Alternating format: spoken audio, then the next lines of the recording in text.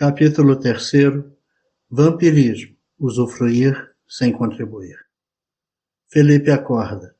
Levanta-se com calma e começa a recordar o que viveu durante a noite. Sente-se feliz. As dificuldades da sua vida têm um sentido e são passageiras, pensa. Ora Deus, abre o Evangelho ao acaso, lê com atenção capítulo 21, item 10. Os falsos profetas da erraticidade. O que aquela mensagem significaria para ele? Pai Joaquim, que está a seu lado, explica-lhe que os que agem como vampiros frequentemente convencem suas futuras vítimas com teorias sedutoras e mentirosas para depois sugá-las. Felipe sorri ao entender a explicação, levanta-se e vai se arrumar. No intervalo da aula, o assunto é a festa que muitos foram em um novo bar. Todos têm uma história para contar. Quem ficou, quem bebeu, quem fumou. Felipe sente-se isolado. Com quem compartilhar suas experiências no fim de semana? Não tem inveja, mas se sente sozinho. Foi quando um amigo, vendo-o triste, aproxima-se e pergunta: "O que fez você no fim de semana?" "Nada", diz Felipe sem jeito. "Mas por que você não foi para a festa? Sua mãe não deixou?" "Como explicar?", pensa Felipe. "O que dizer? Se eu falar a verdade, vai dizer que sou doido, vai rir de mim." "Eu não gosto de festa", diz. "Ah, hoje, depois da aula, vamos fazer coisas legais. Quer vir?" "O quê?", pergunta curioso. "Vamos, você vai gostar." "Tá", diz Felipe sem vontade.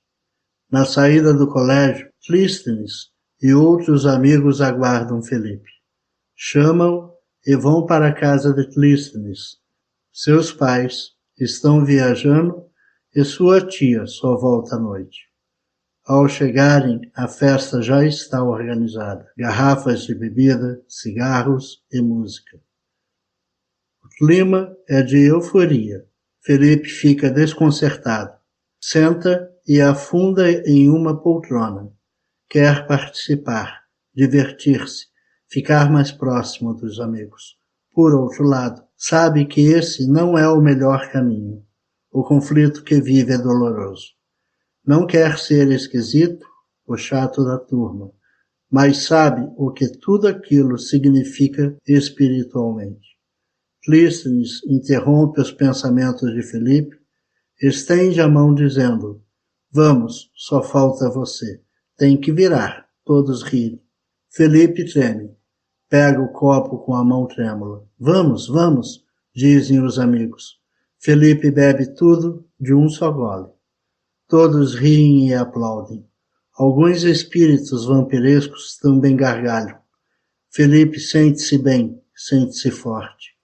Neste instante, um espírito aproxima de Felipe, abraça-o e diz: "Vamos, meu amigo, beba, beba mais. Precisamos de muito mais." Felipe tem um choque e sente um terrível peso na consciência. Fica pálido. Os amigos o olham sem nada a entender. "Você está sentindo alguma coisa? Você está bem?" perguntam. O que mais incomoda Felipe não são as energias que absorveu, mas sua consciência. Felipe, você está bem?" Clístenes pergunta quase gritando. Sim, tudo bem", diz pálido e entristecido. Levanta-se, vai até o banheiro, lava o rosto, olha-se no espelho. Uma terrível tristeza invade seu coração. Sente-se abatido, sente-se fracassado. Respira fundo e, ao sair, todos o observam. "Tenho que ir", diz com uma voz que expressava a pior das decepções, a decepção consigo mesmo. Sai e vai andar. Anda muito. Vai ao shopping, passeia pelo jardim público. Chegou em casa 3 horas da tarde. Sua mãe não está. Como tinha avisado que estaria na casa de um amigo, ela não se preocupou. Foi para seu quarto em silêncio viver o sentimento de decepção, somado à solidão e ao fato de sentir que não sabia como viver. Chora muito. Que tipo de vida viveria? Ama o Cristo, não como os sacerdotes, nem como os beatos. Que vida viveria? Lembra-se da mensagem do Evangelho que lera pela manhã. Como agora ela fazia sentido, resolve pedir ajuda.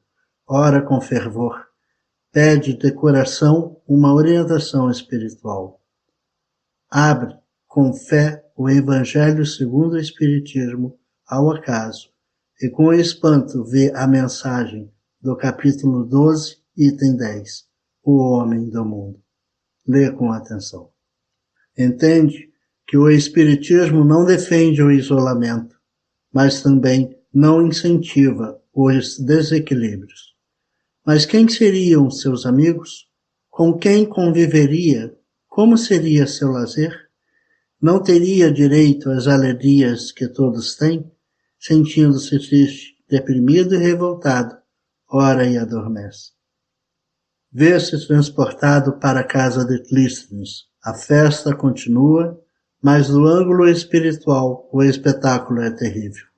Dezenas de entidades inferiores estão com eles. Uma delas, vendo Felipe, vai ao seu encontro e diz: você devia estar aqui acordado. Desse lado, não vamos dar bebida para você. Já bastam esses, diz apontando para as entidades que brigam para sugar o hálito do Clístenes, encostando suas bocas na boca e no nariz dele para se alimentarem. Vá para o seu corpo e trate de virar homem e beber mais, conclui falando com revolta. Felipe acorda tremendo. Seria o medo? Seria a ressaca? Seriam os fluidos que assimilou? Não sabe. Olha para o relógio, 6 horas da tarde. Levanta-se, vai tomar banho para se recuperar. Ao sair do banheiro, sente a presença de pai Joaquim. Sabe da seriedade de tudo o que aconteceu. Ele não estaria feliz, pensa. Deita-se triste e adormece. Ao sair do corpo, encontra com um amigo espiritual. Pai Joaquim, ajude-me, diz quase suplicando. Acalme-se, meu filho, fala o bondoso amigo, passando a mão em sua cabeça. Vamos conversar. Quando aprendemos com o erro, ele se torna uma experiência positiva. Diga-me o que fez você ir à casa de seu amigo, mesmo sabendo do que se tratava? Eu não sabia, diz Felipe, como se estivesse se defendendo. Pai Joaquim olha-o com seriedade. Na verdade, eu estava cansado de me sentir sozinho, explica Felipe. E agora, você se sente menos sozinho? Pergunta o amigo espiritual. Não. E acha que se ainda estivesse na festa sua solidão passaria? Depois seria bem pior, responde Felipe com sinceridade.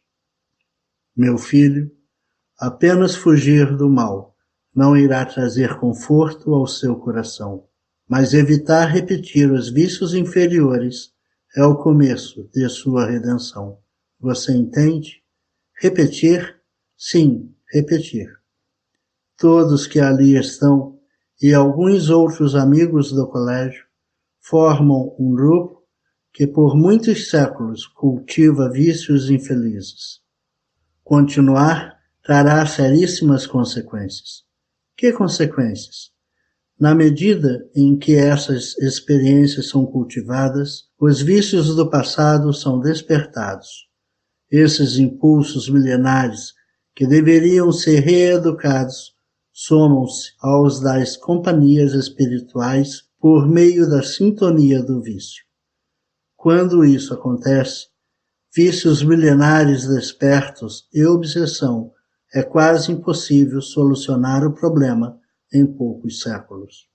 Felipe abala-se ao ouvir a afirmativa serena de pai Joaquim, que conclui: meu filho, o encarnado, mesmo o estudioso do Espiritismo, ainda está longe de compreender o poder do que cultivamos na terra. Muitos se contentam com o mero contato mediúnico, mas aqueles que meditam nos ensinos do Cristo estão seguros de que o poder do pensamento ainda é incalculável. Não ensinou Jesus que é melhor perder a mão ou o olho do que se entregar às inferiores paixões? Em breve, a medicina e a física quântica irão comprovar essas palavras, pois o pensamento e o ato geram deformações no corpo espiritual piores do que as da amputação. Isso irá comprovar a verdade do alerta do Mestre. Depois de um longo silêncio, Pai Joaquim olha Felipe nos olhos e diz: Filho, se você ainda deseja permanecer no Colégio Allan Kardec, prepare-se de uma maneira intensa. Esta semana? Pergunta Felipe. Sim, esta semana e todas as outras. Eu ainda sou fraco, fala timidamente Felipe. A fraqueza ainda nos caracteriza a todos. Isto é aceitável. Acomodar-se não é. Responde com firmeza e continua. Descubra como lidar com a sua tendência à fuga e aos vícios. É muito importante pensar sobre isso. Acima de tudo, descubra como preencher o vazio que você sente. Isso é essencial para a sua vitória espiritual. Pai Joaquim abraça-o e parte. Durante a noite, Felipe acorda várias vezes. Levanta cedo. Pensa em um programa para se reequilibrar. Orará com mais fervor. Meditará todos os dias. Evitaria os programas vulgares da televisão. Lerá o livro Vampirismo, de José Herculano Pires. Foi fraco, mas não desistiria de sua felicidade, de seus compromissos espirituais. Sente que tem amigos, e mesmo que não os encontre no dia a dia, tudo fará para manter a sintonia com eles. Deus, certamente, permitirá que, no futuro, possa conviver com amigos que pensam como ele. Para isso, precisa se tornar merecedor. Isso ele fará, custe o que custar. A semana passa com suas atividades normais e as novas atividades do programa de reequilíbrio. No sábado, Felipe resolve meditar e ler sobre vampirismo toda a tarde. Quer recuperar-se o máximo possível. Adormece escutando uma suave música instrumental. Ao sair do corpo, nada vê de diferente. Não vê Pai Joaquim nem Ivan. Devo ir sozinho, pensa. Ao sair de casa, encontra a turma da festa. Estão juntos, encarnados e desencarnados, em estado de euforia. Clístenes se aproxima e diz: Hoje vai ser radical. O Cosme vai nos ensinar a sugar. Vamos? Você, Clístenes, não consegue terminar a frase. Você o que, seu frouxo? Vai querer agora me dar lição? Clístenes parte para cima de Felipe. Empurra-o e vai começar a esmurrá-lo. Felipe não tem tempo de pensar. Fecha os olhos e faz uma prece. Envolve-se de luz. Clístenes recua espantado e diz: O que é isso, seu covarde? Que arma você está usando? Cosme segura Clístenes e fala nervoso: Vamos, vamos, já chegam os amigos do Cordeiro. Ele é um deles. Vamos? Clístenes, sem entender nada, vai embora puxado por Cosme. Felipe está atordoado. Como podia Clístenes estar naquela situação? Em seguida, lembra-se do Colégio Allan Kardec. Apressa-se. Chega ao portão e vê que Cirilo está na estrada. Chama Cirilo, que ao notar o nervosismo de Felipe, volta e diz: Vamos, talvez você tenha que suar um pouco, brinca Cirilo. Vamos, se você desmaiar, cuido de você. Não tem problema se não der para entrarmos. O importante é você se recuperar. Felipe, que passou a semana se sentindo sozinho, enche os olhos de lágrimas. Vamos, talvez você tenha que suar um pouco, brinca Cirilo. Pega-o pelo braço, entram juntos. Atravessam o caminho com relativa facilidade. Ao chegarem à entrada do castelo, Cirilo propõe um descanso no jardim. Felipe aceita. Sabe dos 3 andares que tem que enfrentar. Sentam-se debaixo de uma árvore. Cirilo vê Alessandra passando e a chama. Ela olha para Felipe, vê que ele não está bem, mas não fala nada. Cirilo tira de sua bolsa uma embalagem e estende o braço para Felipe. Coma, isso te ajudará. O que é isso? Pergunta Felipe. É uma substância que ajuda a eliminar os excessos de fluidos pesados, explica Cirilo. Isso é possível? Claro, explica Alessandra. Ela ajuda na eliminação das toxinas, como fazem muitos alimentos naturais na Terra. Depois que você comer, vamos aplicar energias. Felipe coloca-a na boca e logo faz uma careta. Que amargo! Amarguíssimo, fala Cirilo brincando. Olhei até no dicionário para descobrir o nome de algo muito amargo. Engula, orienta Alessandra. Felipe respira fundo e engole. Vamos agora aplicar passes em você para que o efeito seja potencializado. Concentra-se. Enquanto Cirilo colocava as mãos na cabeça de Felipe e faz uma oração, Alessandra aplicava-lhe o sopro magnético nos centros energéticos da testa e do estômago. Depois que terminam, Felipe pergunta: como você aprendeu isso? Fui ajudado assim aqui mesmo nessa árvore, 2 dias atrás. Vim para cá, para ficar no jardim, para me refazer. Senti-me mal e fui ajudado, fala Cirilo. Agora escute. Vá até o banheiro. Em poucos minutos vai fazer efeito, explica Alessandra. Felipe não quis perguntar o que aconteceria. Foi rápido. Suava muito, vomita substâncias que jamais imaginou que estivessem dentro dele. Algumas parecem vermes. Volta ao encontro de Cirilo e Alessandra refeito. Eles não perguntam o que aconteceu. Abraçam-no e vão para a aula. Conseguem subir. Ao chegarem à porta da sala, Felipe olha-os com carinho. Cirilo, tocando no ombro de Felipe, diz: não se acostume, porque com o tempo o incômodo é maior e a desintoxicação tem um efeito menor. Não quero mais, muito obrigado, responde Felipe bem-humorado. Alessandra encontra 3 lugares. Sentam-se juntos. Após 15 minutos de silêncio, vem José entrar pela porta calmamente. Os olhos de Felipe brilham. É seu autor preferido. O professor inicia com bom humor. Ainda não temos um termo adequado para cumprimentar quem acaba de dormir. Digamos, sejam bem-vindos, recém-dormidos e desencarnados. Todos riem. Ele é um grande intelectual que tem a simplicidade de um homem do povo, pensa Felipe. Nosso grupo é composto de encarnados e desencarnados e estudará a prevenção e o tratamento do vampirismo. Devido à proliferação deste problema na Terra, temos a necessidade de formar equipes integradas para auxiliar no socorro destes milhões de espíritos que optaram por fugir da felicidade verdadeira. Nos auxiliará neste estudo o valoroso amigo que muito nos tem ensinado, Pai Joaquim. Cirilo e Alessandra olham para Felipe, que também não sabia da participação de seu guia espiritual no curso. Pai Joaquim aparece ao lado do professor José. Felipe está eufórico.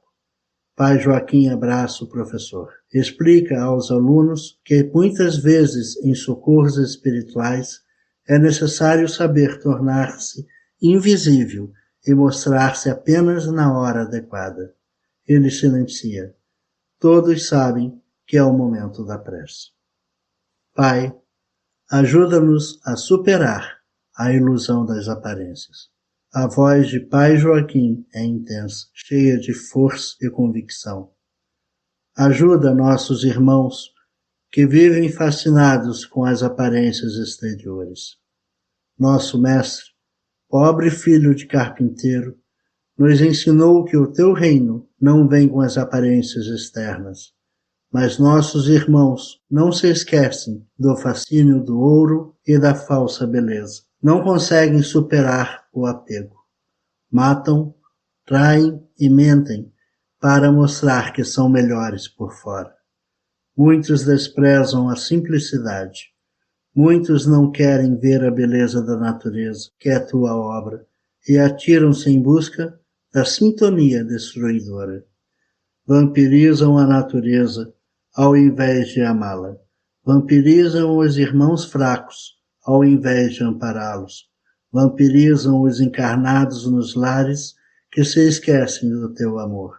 Vampirizam os desprevenidos nos locais em que eles pensam aproveitar a vida. Coitados, preparam colheita farta de dor e de angústia para muitos séculos. Serão sofrimentos terríveis, porque eles sabem que deveriam atender ao chamado de Jesus e conquistar a felicidade eterna. Pai, te pedimos ajuda não para os que sofrem servindo e amando, mas para os verdadeiros infelizes que por pouco tempo mandam, esbanjam e parecem felizes. Neste momento, o ambiente está envolto de luz e de intensa paz. Pai Joaquim olha a todos e fala: é preciso saber elevar o coração ao alto e descer aos abismos de verdadeira infelicidade para ajudar, sem jamais condenar. Após uma breve pausa, conclui: José, diz olhando para o professor com carinho e bom humor, irá explicar as ideias básicas. Depois, vamos conhecer os verdadeiros lugares de sofrimento do mundo, que muitos chamam de lugares de diversão. Outro amigo nos acompanhará nos estudos práticos. Após exibir uma cena de um filme clássico que conta a lenda do Drácula, ante o espanto de muitos, inicia o professor. A lenda do vampiro, do Conde Drácula, tem mais verdade do que se pensa. O vampiro que suga o sangue das pessoas para se alimentar simboliza todos aqueles que, por não cumprirem a lei de Deus, não captam da natureza as energias equilibradas e estimulantes para o enfrentamento dos desafios evolutivos. Ensina Jesus de Nazaré: meu alimento é fazer a vontade de meu Pai que está nos céus. O espírito, ainda limitado, não entende a profundidade desta afirmativa tão simples. A lei de Deus é de cooperação. Coopera a água com a vida, o sol com os seres, as espécies entre si e com o solo, o equilíbrio gravitacional que harmoniza milhões de sóis é fruto da cooperação. O vampirismo é uma relação que fere a lei da cooperação. O vampirismo é uma relação de cooperação doente em que um indivíduo pensa se beneficiar de outro. Atentem, ninguém, de fato, ganha com a relação vampiresca, pois o vampiro também se degrada e se sente infeliz, ao invés de estar se alimentando da paz e da beleza que Deus doa a todos. Certamente, vocês leram as obras indicadas sobre o assunto, já que nosso curso tem como pré-requisito o estudo antecipado do tema a ser discutido. Por isso, não me alongarei em expor o que já é conhecido. Citarei casos gerais antes de iniciarmos o momento das dúvidas. Após breve pausa, continua. Existe uma relação vampiresca quando se explora a trabalhadora doméstica, exigindo mais do que o esforço justo, e quando não se garante seus direitos legais. Existe a mesma relação no caso de empresas que exploram funcionários, comumente criando ambientes de ameaça em que o medo faculta a extração de suas energias de forma desequilibradora. Existe relação vampiresca quando o estudante copia as respostas do colega esforçado e quando o filho não se dispõe a colaborar em casa. Como podemos ver, o vampirismo é um problema de relação humana que engloba, além das relações viciosas entre encarnados e desencarnados, as relações mais visíveis do dia a dia da sociedade. Perguntas? Alessandra, ansiosa para entender melhor o vampirismo nas famílias, levanta a mão e, com a permissão do professor, pergunta: não devem os pais cuidar dos filhos, fornecer alimento e proteção? Como falar que os filhos podem ser vampiros dos pais? Tudo na natureza obedece ao equilíbrio. Quando o espírito está no ventre da mãe, é justo que, naquele momento, ele receba alimento e proteção sem nenhum esforço. Ao nascer, começa a mudar a situação. Inicialmente, ele terá muitas vezes que avisar que está com fome ou com outra necessidade. É o primeiro passo para se tornar independente. Em seguida, aprenderá a falar, a andar e, pouco a pouco, terá uma maior participação no processo de suprir suas necessidades. Tudo é proporcional à fase de desenvolvimento. Por exemplo, pais que não permitem os seus filhos expressarem suas necessidades e procuram sempre supri-las, sem permitir o menor esforço da criança, estão limitando o crescimento do filho e estimulando uma conduta vampiresca. Alessandra novamente pergunta: o adolescente que não trabalha e, por isso, não contribui em casa é um vampiro? Cada caso é individual. Devemos entender que cada um tem a obrigação de cooperar. Afinal, o alimento consumido não chega a casa por passe de mágica. O teto protetor foi construído com o esforço de muitos. O que afirmo é que a cooperação não precisa, necessariamente, ser financeira. Pode-se auxiliar na arrumação da casa, em evitar desperdícios, em cuidar do jardim, pois as plantas colaboram com a harmonia da casa. Pode-se auxiliar os pais nas tarefas de casa e de tantas outras maneiras. Vampiro é aquele que quer usufruir sem contribuir, isto é, beneficiar-se sem retribuir de uma forma saudável.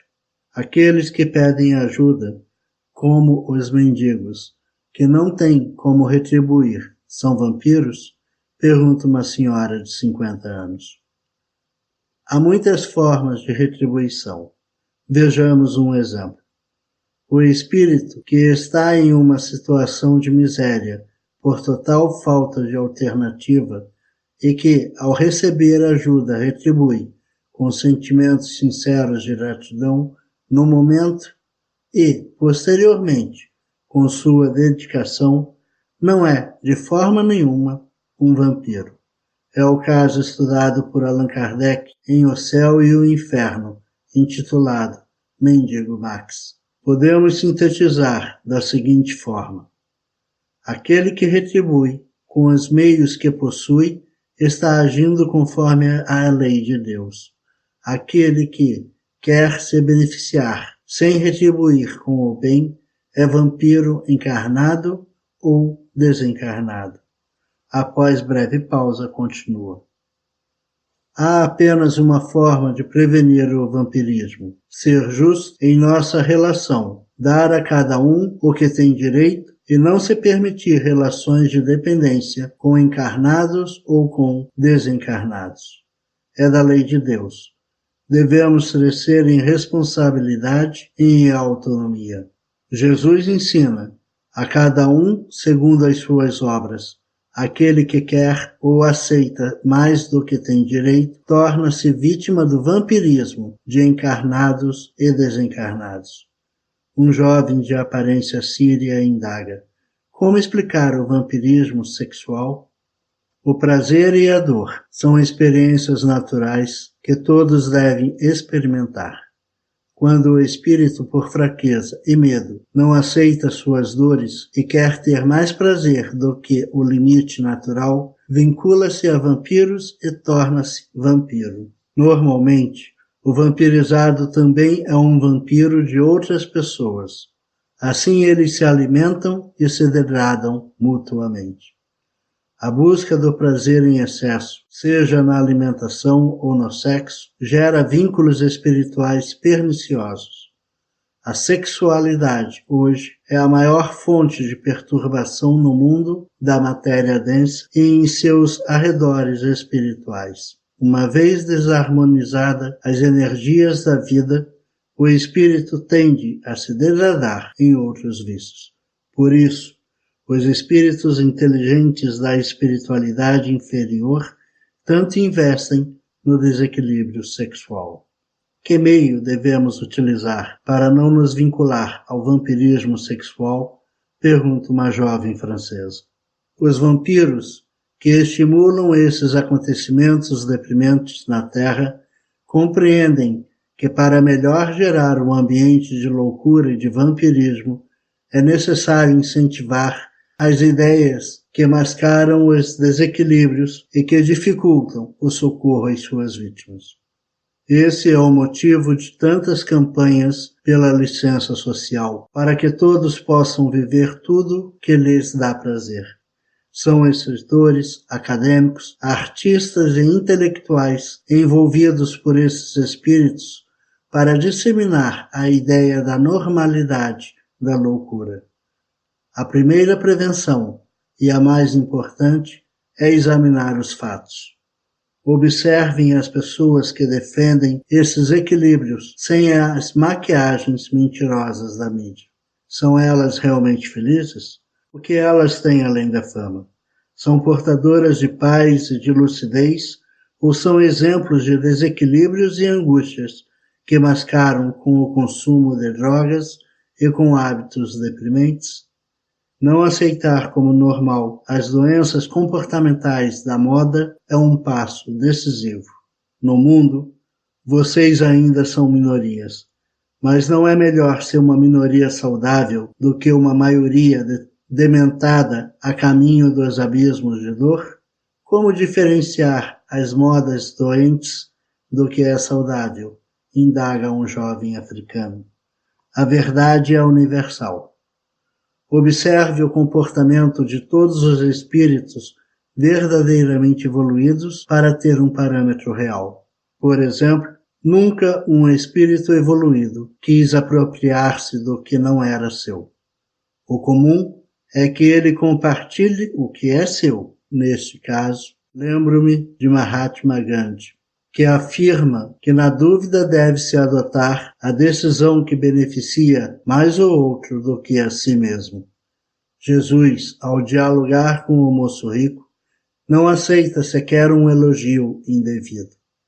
Em relação à sexualidade, todos são unânimes ao afirmar a importância do equilíbrio, inclusive de pensamentos.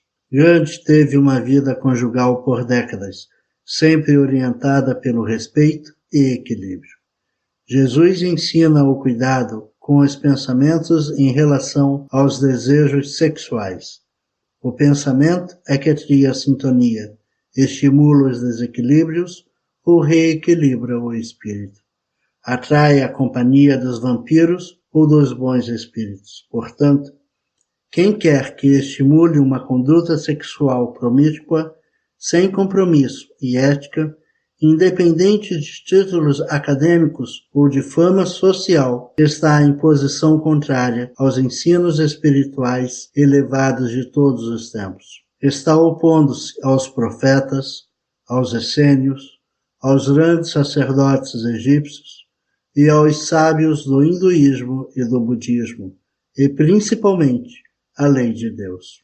Seguir a moda transitória da loucura não me parece uma boa opção. Encerra com um toque de leveza e bom humor. Após essas explicações, fala Pai Joaquim. Vamos nos organizar em grupos. Todos devem contribuir no amparo dos espíritos que iremos encontrar. Lembrem-se, julgar é fácil e errado. Compreender e auxiliar é difícil e divino. Não nos cabe culpar ou atacar ninguém. O trabalho cristão é de auxílio, amparo e compreensão. O que vocês verão é a face espiritual do mundo em que vivem ou viverão em breve. Quem tiver um pensamento de condenação, peça a Deus compreensão e tolerância. O codificador participa dessas tarefas e nela exemplifica o lema que adotou em vida: trabalho, solidariedade e tolerância. Não seremos nós, trabalhadores ainda tão falíveis, que ousaremos condenar ao invés de amparar. Todos estão impressionados. Nunca imaginaram a participação de Allan Kardec em socorro à vítima do vampirismo. Pai Joaquim, ao perceber o espanto geral, esclarece. Muitos pensam que o grande organizador do espiritismo era um intelectual isolado do mundo. Isso nunca foi verdade. Quem estudar a vida dele vai saber que ele andava, e muito, em presídios, em enfermarias, nos bairros pobres, além de amparar centenas e centenas de crianças carentes. Quem é verdadeiramente grande está sempre ao lado dos sofredores, independentemente de outras tarefas que faça. Quem quiser seguir o Cristo só tem um caminho: ser amigo dos sofredores. Existem outros caminhos, mas eles sempre levam à desilusão. Laboratório, filosofia e cálculo são importantes, mas têm que servir para o bem de quem mais sofre, senão é negação. É a verdadeira mistificação e todos têm que estar atentos a isso. É essa mistificação que abre as portas para os vampiros. Preparem-se ao longo da semana. Em 6 dias teremos a prática. Assim, foi encerrada a reunião. Felipe acorda com essas recomendações vivas em sua memória. A semana é de muita atividade. Felipe cuida de sua sintonia espiritual. Continua com a meditação e a oração todos os dias, além de ter lido sobre o codificador em 3 dias da semana. Estudo, oração e meditação é a fórmula que Felipe segue.